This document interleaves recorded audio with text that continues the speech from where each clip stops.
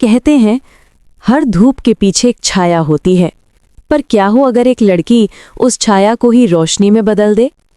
ये कहानी है एक ऐसी लड़की की जिसने गरीबी से लड़कर इतिहास लिखा और पूरे गांव की तकदीर बदल दी। गांव का नाम था धूपखेड़ा। नाम में भले ही धूप थी, पर यहाँ के लोगों की जिंदगी में सिर्फ अंधेरा और गरीबी की धूल थी। मिट्टी के घर, कच्ची दीवारें जो हर मॉनसून में आंसू बहाती थी, और खपरेल की छतें जो बरसात में टपककर कीचड़ बना देती थीं। उस घर में पली बढ़ी थी लक्ष्मी, वही लक्ष्मी जिसकी आंखों में सपने थे और जिन सपनों की कीमत उसके माता पिता खून पसीने से चुका रहे थे। उसके पिता गंगादीन गांव के सबसे मेहनती मजदूर थे, पर उनकी मजदूरी कभी गरीबी की दीवार नहीं तोड़ पाई। माँ पुष्पा दिन में घर का काम और रात में मोहल्ले की औरतों के कपड़े सिलती, सिर्फ इतना कि रसोई में नमक की कमी ना हो।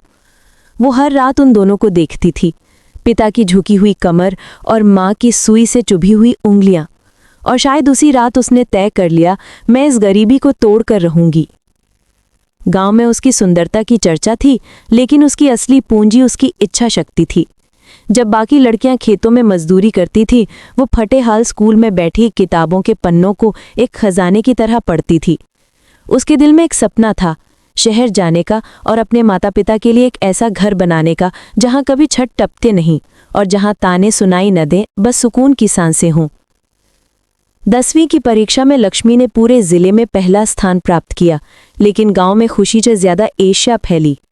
लड़की को इतना पढ़ाकर क्या मिलेगा, यही सवाल हर नुक्कड़ पर गूंज रहा था। शहर के कॉलेज में दाखिला लेना था, पर फीस आसमान छू रही थी। गंगादीन ने पूरी रात करवटें बदली और सुबह अपनी पुश्तैनी जमीन गिरवी रख दी। उन्हें नहीं पता था वो जमीन नहीं, बल्कि अपना बुढ़ापा गिरवी रख रहे हैं। बेटी को विदा करते वक्त पुष्पा ने उसके माथे पर हाथ रखा और कहा, बेटी, हमारी जमीन नहीं, हमारा बुढ़ापा गिरवी रखा है, इसे वापस ले आना। वो वाक्य नहीं था, वो वचन था जो लक्ष्मी की रगों में आग बनकर दौड़ गया। शहर की भीड़ में वो चेहरा खो गया था, पर वही चेहरा एक दिन अखबार की सुर्खियां बनने वाला था। वो एक तंग अंधेरे कमरे में रहने लगी, जहां दिन का उजाला भी मुश्किल से पहुंचता था। सुबह 5 बजे उठकर खाना बनाना, 8 से 2 कॉलेज, 3 से 9 टेक्सटाइल फैक्ट्री में मजदूरी और फिर लालटेन की रोशनी में रात भर पढ़ाई। जब थकान उसे तोड़ देती, वो अपने पिता की पसीने से भीगी पीठ याद करती और माँ की सुई की चुभन। वो दर्द अब उसकी ऊर्जा बन चुका था। समय बीतता गया। लक्ष्मी ने कॉलेज पूरा किया और एक मल्टीनेशनल आईटी कंपनी में नौकरी पाली। बाकी लोग वीकेंड पर घूमते थे, वो नई प्रोग्रामिंग भाषाएं सीखती थी। लोग पार्टी करते, वो सर्टिफिकेशन एग्जाम देती। उसका हर दिन एक तपस्या था, हर महीने एक बलिदान। उसका एक ही लक्ष्य था, वो घर जहां उसके माता पिता बिना डर के सो सके। 6 साल में लक्ष्मी ने वो कर दिखाया जो किसी ने सोचा भी नहीं था।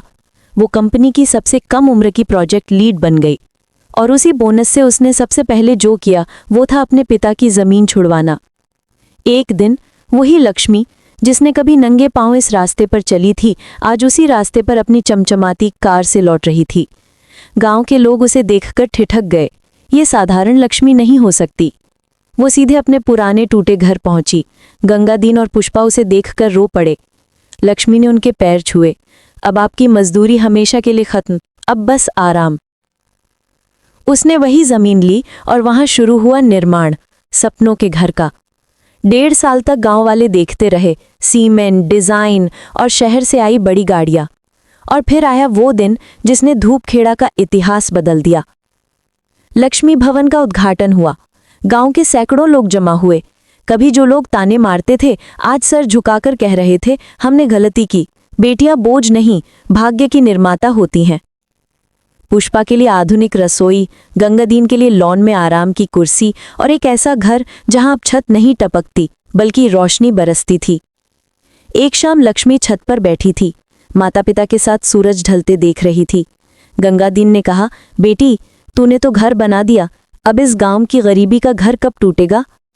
लक्ष्मी मुस्कुराई, बाबूजी, अब असली काम शुरू होगा। उसने गांव में कंप्यूटर सेंटर खोला, लड़कियों को अंग्रेजी और डिजिटल कौशल सिखाने लगी, महिलाओं को सिलाई और ऑनलाइन काम सिखाया। धीरे धीरे धूपखेड़ा बदलने लगा।